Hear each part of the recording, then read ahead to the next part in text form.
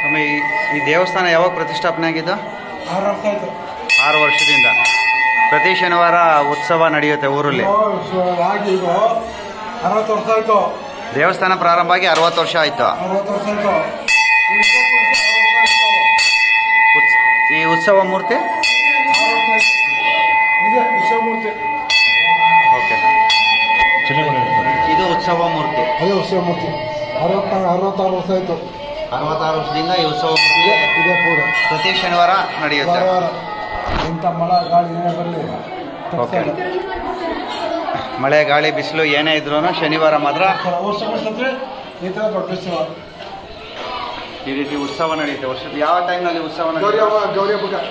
ಗೌರಿ ಹಬ್ಬಕ್ಕೆ. ಗೌರಿ ಹಬ್ಬದ ದಿನ ಶನಿ ದೇವರ ಉತ್ಸವ ನಡೆಯುತ್ತೆ, ವರ್ಷಕ್ಕೆ ಒಂದ್ಸಾರಿ. ಊರಿಗೆಲ್ಲ ಅವಾಗ ಹಾಂ ಹಾಂ.